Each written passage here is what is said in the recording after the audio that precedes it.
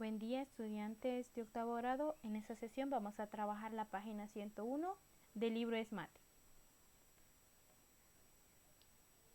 El contenido a trabajar es el 2.5, demostración del teorema de ángulos internos de un triángulo. Problema inicial: demuestra que si el ángulo A más el ángulo B y el ángulo C son ángulos internos de un triángulo, entonces el ángulo A más el ángulo B más el ángulo C es igual a 180. Muy bien. Lo que tenemos que hacer en este caso es demostrar que la suma de estos ángulos internos, los que tenemos aquí coloreados, que pueden observar el ángulo A, el ángulo B y el ángulo C, suman 180 grados. Para eso vamos a usar las relaciones de los ángulos entre rectas paralelas cortadas por una secante.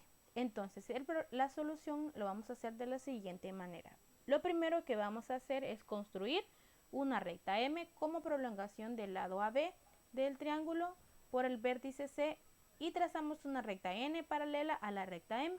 Tenemos la imagen original y aquí ¿qué es lo que vamos a hacer? Trazamos la recta M, que sería la prolongación de este lado, y vamos a trazar otra línea paralela a esta, que sería la recta N. Muy bien. Vamos a hacerlo de la siguiente manera. Tenemos lo que es la imagen. Lo primero que vamos a hacer en este caso es demostrar que el ángulo P más el ángulo C más el ángulo Q son 180 grados. ¿Por qué?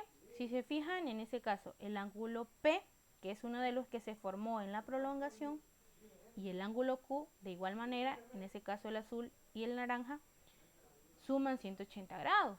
¿Por qué suman 180 grados? Si se fijan, es un ángulo llano, ¿verdad? Quiere decir que los tres suman 180 grados. Luego tenemos que el ángulo P es igual al ángulo A.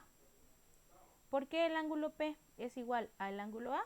Porque son ángulos alternos internos entre dos paralelas.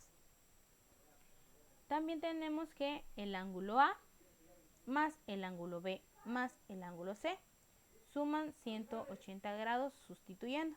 ¿Por qué? Porque en este caso tenemos también que el ángulo Q es igual al ángulo B, porque de igual manera son ángulos alternos internos entre dos paralelas. Quiere decir que si en este caso vemos que tenemos el ángulo C, que es en común tanto para los externos como para los internos, si el ángulo P más el ángulo C más el ángulo Q suman 180 grados, y si el ángulo P es igual al ángulo A y el ángulo Q igual al ángulo B, porque son ángulos alternos internos, quiere decir que entonces al sumar el ángulo A más el ángulo B y el ángulo C, también nos da 180 grados.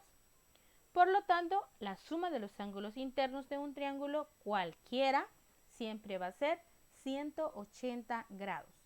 En conclusión, para demostrar que la suma de los ángulos internos de un triángulo es 180, ha sido necesario construir las rectas paralelas y utilizar las propiedades de los ángulos entre paralelas.